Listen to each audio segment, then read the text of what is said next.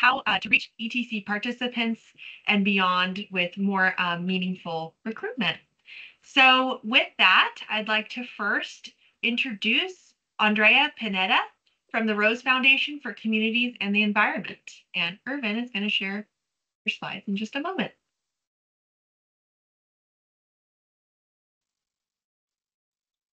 Hi, everyone. Am I able to start? Yes, please do. Okay. Sorry. Okay, cool. Hi, everyone. I'm Andrea Pineda. I am the youth coordinator of New Voices Are Rising, the youth program of the Rose Foundation for Communities and a Better Environment. So yeah, let me start from the beginning here. So the Rose Foundation was founded in 1970, became a proper nonprofit org in 1992.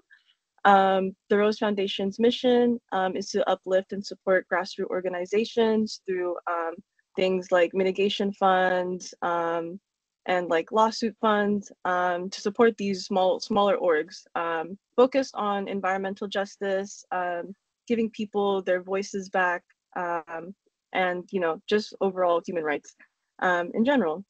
And so in 2004, a very long time ago, I was 4 years old at the time.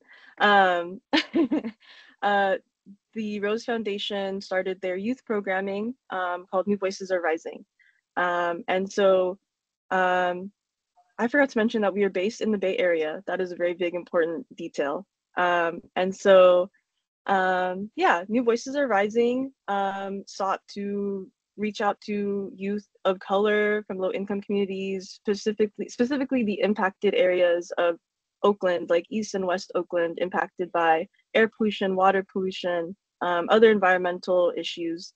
Um, and yeah, pretty much we take those youth, we educate them on what's going on in their communities and give them the knowledge and confidence they need to advocate for themselves and their communities.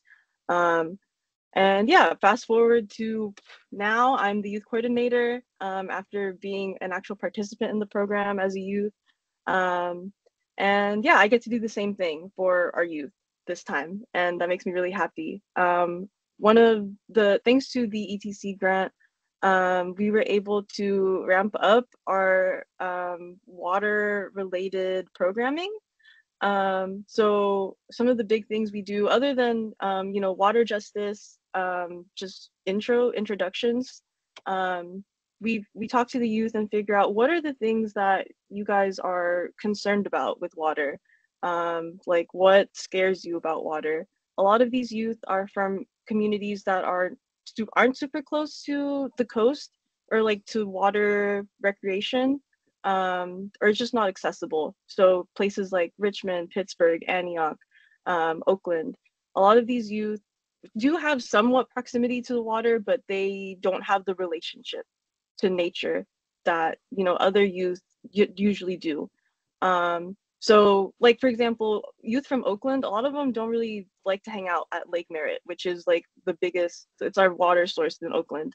Um, and so what we do in New Voices Are Rising, specifically in our summer program, is we'll take them out to these places. So thanks to the grant, we were able to go to places like Lake Merritt, to the coast, um, to to beach cleanups, to do tree planting, to do garden days, to go to Muir Woods, all to talk about nature and reconnect the youth with nature and follow up on these like concerns that they have, and just show them that there's stuff to do out there and that they belong out there. Um, yeah, and it's really heartwarming to see just the smiles on their faces. All of them are like, "Oh, nature, water," and then once you take them out, they have the times of their lives, and they're like, "I want to come back. When are we going back to the water? When are we going kayaking again?" And I'm like, "Well, guess what? This is accessible to us, and now that you know about it, you can go on your own time." And so, yeah, I think one of my favorite things is just the barriers that we were able to break down with like transportation, food, water, um, anything that these kids were like worried about, we were able to support them through it, and they had the times of their lives. And I hope that we continue to be able to do that. Yeah, thank you. Thanks so much, Andrea. That was really great introduction to your organization. Next, we're going to move on to Natasha Blakely from Project Avery. Hi everyone, I am Tasha. I am the outreach coordinator with Project Avery. I am also one of the counselors with Project Avery. And Project Avery is an organization for youth who have had or currently have an incarcerated parent. We started back in 1999, so this is our 25th year anniversary. And we take the youth on adventure retreats every single month to different beautiful destinations on the coast like Stinson Beach, Point Reyes, Half Moon Bay, Bolinas. We do lots of fun outdoor activities such as whale watching, sailing, kayaking, coastal hiking, surfing, boogie boarding, um, paddle boarding, and so much more. I'm a little bit jealous because some of those things that we named I didn't get to do yet, and I've been there for 3 years, but it's okay. So I just want to kind of jump back and talk about the problem a little bit because the reason why we have Project Avery is the problem is that there are 2.7 million youth right now in the United States who have a parent that is in jail or prison. It's actually the second greatest public health issue in the United States for children, but it's one that doesn't get a lot of attention or love. It's usually swept up under the rug. There's so many programs for the incarcerated ones themselves to be able to establish themselves and get on their feet, but not much for the children that are left behind. And so we are a 10-year youth and development program. So we start intaking the youth at 8 years old, and we keep them all the way until they're 18. And some are beyond. We have some that serve on the board that grew up through the program or participate as program directors and serve in other ways. So really what we do at Project Avery, we have 4 pillars that we do. One, we connect the youth with other youth and peers and adults who have lived through similar circumstances. So 80% of our staff, myself included, have had a direct impact by incarceration. So it's a place for them to be able to build and establish community within themselves and see that they're not alone.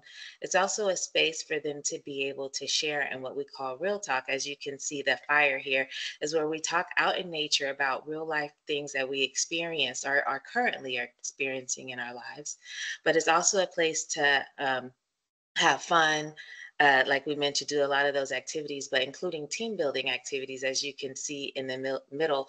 And that's a very important piece of our program because having fun is healing and it's necessary to build bonds within the community.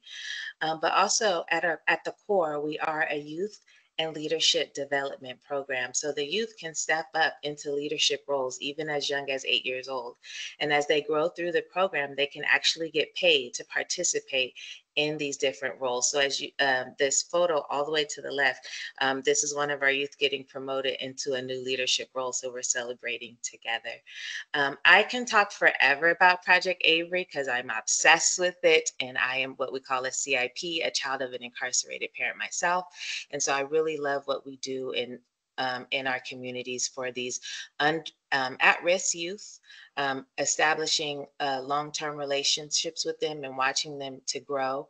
And also to be able to step up and be a service to others in the community who have lived through similar circumstances is important. So thank you. Thanks so much, Tasha. Incredible program. All right, so I'm going to kick us off into our first question for the panel. So, what strategies have been most effective for recruiting participants from ETC priority communities in your program? And how do you tailor your approach to ensure it resonates with these communities? And I will go ahead and start off with Andrea. Then we'll go to Yeah, Natasha. sure. So we recruit high school youth every summer for our summer programming, which is our introduction to environmental justice, including the water things that I was talking about earlier. And so I do most of the recruiting. I found the best way is to do what the youth are into. So youth like talking to their friends. So one of my favorite ways of recruiting people for the summer program is talking to our current youth that we are already working with and telling them, hey, we're recruiting. Send this cool flyer out to all your friends. and tell them about the fun experience that you had. And that is honestly like a lot of our applications every year are from the same schools that we're already engaged with. And it's because people are so excited about getting their friends to join the program as well. Social media, we'll post stuff on our Instagram and people will share that out. That's another way to get people to join and sign up for apply for our program. And then as well as something I recently started doing is I look at the specific communities we're looking for. So like Richmond, San Pablo, Antioch, Pittsburgh, Oakland. I'll look at every school in those districts and I'll reach out to like every learning liaison, every principal, and I'll be like, are you guys doing any tabling, any classroom presentations? Like, I want to talk to your youth. It's so much easier to go in person and just like go up to youth and be like, what are you doing this summer? What are you into? And just talking to them like, hey, I have a perfect opportunity for you. I think it helps that I look closer to their age so they look less scared. They're like less scared of me. But it works. And I get a lot of applications every summer. But I think seeing someone young and someone that like if I talk it up, like it's gonna be so fun. It's not like school. They're like, oh, okay, yeah, I'll come. I'll apply. I'm sure I'll do it. And it works. So yeah, those are my strategies. Great, thanks. And how about you, Tasha? Very similar strategies, in fact. She took a lot of the words right out of my mouth. I do just want to add that we have a very niche market. We deal with a very sensitive topic. So there is a stigma that's attached to incarceration. And because we serve very specific youth, many times it it's a sensitive topic, not just for the youth, but the caregivers as well. And so, one thing that we've done from the very beginning, 25 years ago, is establish relationships within the schools, in the school districts, especially in target areas. Majority of our youth that have incarcerated parents are disadvantaged youth. African American, Latino communities, Native Americans are often adversely affected by incarceration. So we've built strong relationships within the schools, but also within the school districts. And we have community partners that we work with year after year. But one thing that we offer, in addition to the things that she mentioned, is that offering training resources to the staff and the administration so that they are aware of the program, especially counselors, psychologists, etc. So if they come into contact with youth that may benefit from our program, they can connect us with them. But also we do classroom presentations so we can get in front of the youth and allow them to safely self-identify as being impacted without feeling put on the spot. Over their lifetime, over 10 million children will have a parent incarcerated at some point in their life. So this is something that we have to every year revisit, because even if it didn't happen last year, it may have happened this year. But also, as was mentioned, attending these community programming events and tabling events and networking with other orgs as well. Great, thanks, Tasha. Sounds like for both programs, partnerships with schools key. Yeah, and warm referrals too from existing participants. So that's really great.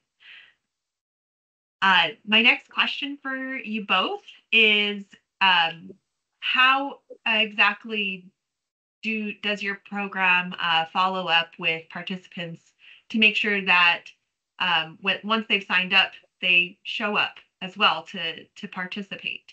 Is it because of the friendships that they have those warm referrals, or yeah, what are your methods there? Did you want me to go first? Yeah, I'll start with Tasha first, totally go, since yeah. Andrea started last time. Thank you. Okay. Again, because of the sensitive nature of the topic, one thing that we want to do is talking about the healing elements and the fun things that they get to do out in nature as they're on the coast. They're surfing and boogie boarding. So when we're doing these classroom presentations, that excitement kind of exudes through the classroom. Even if they don't have an incarcerated parent, generally they're trying to figure out how they can come too, right? And so it's not just another flyer that's going home. That these classroom presentations, I think, are huge for us because they get so many flyers and information going home, but leaving home leaving the school with a flyer and that excitement really makes a difference. And also the counselors and the psychologists and the principals being involved and revisiting the topic more than once, because it is such a sensitive topic. It's something that they have to be willing to continually talk to the family about. Um, and then when we do the surveys, we also reach out to the caregivers multiple times and using different methods, text, phone, email, to see if we could reach them. Nice. Thanks, Tasha. Andrea?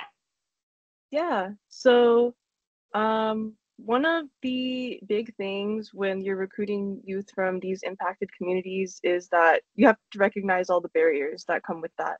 A lot of the youth I interview in the summer, they'll tell me, I'm deciding between a job that pays and a job that doesn't pay, like an internship or something. And for a lot of them, they're going to have to choose the job that pays for, what's going on in their lives. And, youth want to make money. And so one of the great things about our summer academy and all of the work, honestly, that we do at New Voices Are Rising is we believe in compensating the youth for their work. And so for our program, we promise a stipend for them once they complete the program. Any other barriers like transportation, we're like, we got the stipend covered. If you're worried about food during the summer, we provide lunch on all of our field trips. For people to prevent any like technology barriers, we give everyone a brand new iPad so they can join our Zoom meetings every week. Yeah, and so youth hear this and they're like, oh my God, free stuff, incentives. And then they follow up, they do actually apply and they, come to their interview. And, from there, I'll make sure I'm pretty good at sussing out if you're just here for the incentives or if you're actually genuinely interested in what we do in the program. But yeah, to make sure that they come back and they keep they stay interested. You also have to give them a little bit like what are you going to gain other than like the physical and monetary things that you're getting from the program. You're making friends, you're gaining new experiences, you're making connections with other organizations and agencies that New Voices Are Rising is connected to. A lot of our youth get like partnerships with other orgs for after they're done with us. They'll get other jobs, other internships. I think that like excitement of like, oh, this is going to like change my life. I think that is what keeps the youth wanting to stick with us. So yeah, I think just providing them all of these things that they would be worried about, and also on top of that, things to excite them. That's what works. Like youth are like, oh my God, field trips, camping, I've never been, but I want to go. So that keeps them coming. Great. Thank you both so much for your time today. We are going to go into breakout sessions.